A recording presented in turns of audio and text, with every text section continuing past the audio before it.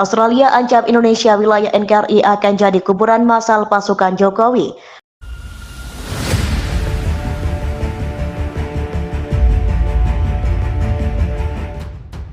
Ketegangan Indonesia dan Australia yang terus berlanjut dikhawatirkan akan meningkat menjadi perang di kawasan Indo-Pasifik.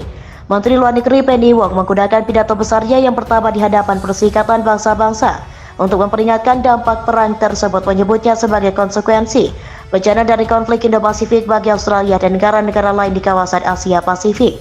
Di wilayah saya di mana persaingan geopolitik semakin ketat, kita harus memastikan bahwa persaingan tidak meningkat menjadi konflik, kata Wong di sidang umum PBB Jumat waktu setempat seperti dikutip dari Nine News. Karena jika konflik pecah di Indo-Pasifik itu akan menjadi bencana besar bagi rakyat kita dan kemakmuran kita, katanya. Dan dengan sentralitas Indo-Pasifik untuk kemakmuran dan keamanan global, biayanya akan jauh melampaui wilayah kita dan menjangkau setiap kehidupan lanjutnya. Selain membahas dampak konflik bencana di Indo-Pasifik terhadap Australia dan negara-negara Asia Pasifik lainnya, Wong juga mengutuk invasi Rusia di Ukraina. Ia juga telah meminta negara-negara besar, termasuk Amerika, untuk berperan menghentikan konflik.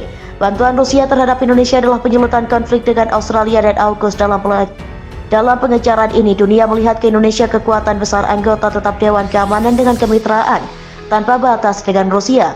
Di sisi lain, dalam pernyataan Menteri Luar Negeri Indonesia Retno Marsudi menyebutkan Australia akan menyalahi aturan internasional jika itu dilakukan. Kami telah meminta Australia dan negara lain tidak mengambil langkah yang mengancam proses perdamaian dan stabilitas keamanan dunia. Aksi perintah Rusia untuk membantu Indonesia bukan semata-mata permintaan kami. Rusia memandang AUKUS adalah bencana bagi Indo-Pasifik, yang dimana negara kawasan dan nuklir disusupi kebusukan pemerintah AS seperti hal yang terjadi belakangan ini. Banyak konflik yang belakangan ini banyak pengaruh AS. Meski demikian, Australia menyebut bahwa pihaknya belum memutuskan secara resmi mengenai hal itu. Ini bukanlah kali pertama Indonesia mengalami ketegangan dengan Australia.